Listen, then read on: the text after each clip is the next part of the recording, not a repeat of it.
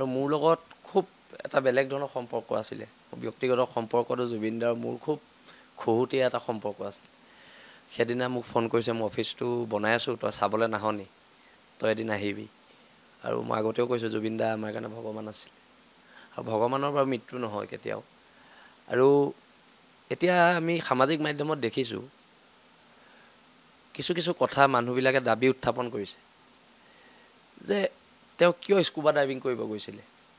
তেওঁ কিয় বাধা দিয়া হোৱা নাছিলে তেওঁ ফিজিকেলি ফিট আছিলে নে নাই সেই কথাবোৰৰ ওপৰত কিন্তু তদন্ত হ'ব লাগিব আৰু উদ্যোক্তাসকলক তদন্ত আওতালৈ আনিব লাগিব কোনোবাই বেপাৰ কৰিব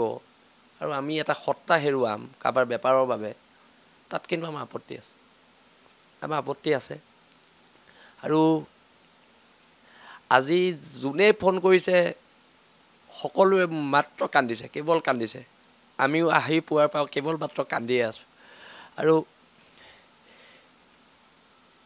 মই ব্যক্তিগতভাৱে খুব আৱেগিক ল'ৰা মই মানে মোৰ জুবিনদাই কথাবোৰ মনত পৰিছে মোক ভোট জলকীয়াৰ লগত ৰবাব টেঙা খুওৱা মোৰ বিয়াৰ প্ৰথম চিঠিখন মই জুবিনদাকে দিছিলোঁগৈ সেই দৃশ্যপটবোৰ আজি মনত পৰিছে কিন্তু এই যে ঘটনাবিলাক ঘটিছে কিন্তু তদন্তৰ আওতালে বিশেষ মানুহকেইজনক আনিব লাগিব আৰু নহ'লে কিন্তু অসমৰ জনগণে কিন্তু চৰকাৰৰ ওচৰত প্ৰশ্ন উত্থাপন কৰিব আৰু ব্যৱস্থা গ্ৰহণ কৰিব লাগিব কাৰণ আজি যে জুবিন গাৰ্গ নাইকিয়া হৈছে অসমে কি হেৰুৱাইছে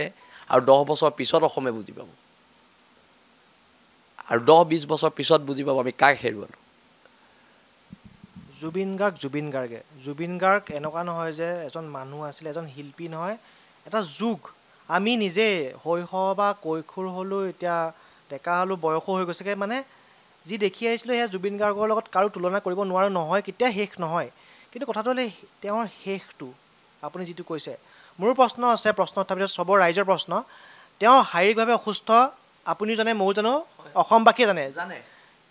কিদৰে তেওঁ শাৰীৰিকভাৱে শ্বাস প্ৰশ্বাসজনিত বেমাৰ আছিলে তেওঁ সেই বেমাৰৰ পাছতে স্কুব ডাইভিং কৰিবলৈ এখন এই চাৰ্টিফিকেট কোনে দিলে স্কুব ডাইভিংটো চবকে কৰিব নিদিয়ে অথৰাইজেশ্যন কেনেকৈ পালে তাৰ কথা সেইটো আৰু যিটো অৰ্গেনাইজেশ্যনে লৈ গৈছিলে যিজন লোকে লৈ গৈছিলে কি ক'ব তেওঁ লগত আছিলে তেওঁৰ লগত তেওঁ জানেও যে তেওঁ শাৰীৰিকভাৱে অসুস্থ তেনেস্থলত তেওঁক তালৈ লৈ গৈ এইদৰে স্কুব ডাইভিং কৰিবলৈ দিয়াটো নহয় খুব সেই কথাবিলাক তদন্ত আওতালৈ আনিব লাগিব এই কথা মোৰ কথা নহয় অসমৰ জনগণৰ কথা অসমৰ জনগণে এই কথাখিনি বিচাৰিছে কিয় এজন অসুস্থ মানুহক ছিংগাপুৰলৈ নি স্কুবা ডাইভিং কৰিবলৈ কিয় বাধ্য কৰোৱা হ'ল এই কথাবিলাকক লৈ আমাৰ প্ৰশ্ন আছে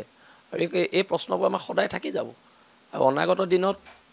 জুবিনদাৰ স্মৃতি জীয়াই ৰাখিবলৈ অসমৰ জনগণে এইখিনি কৰিব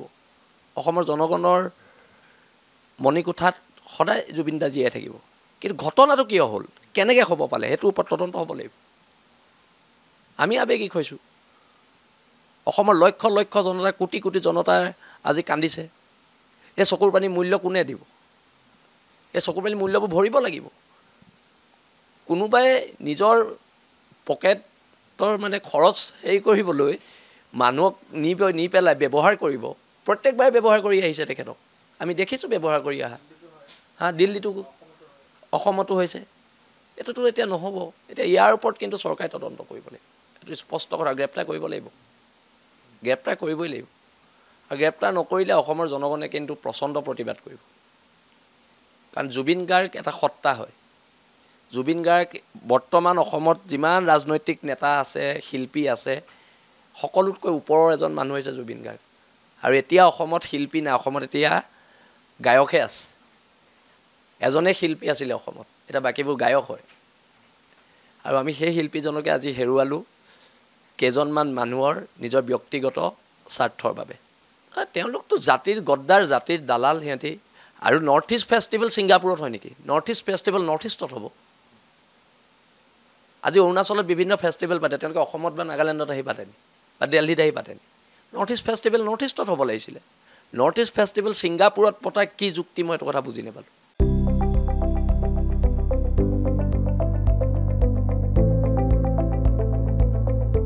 NB নিউজ সহজ সৰল ভাষাত নৱভাৰতৰ কথা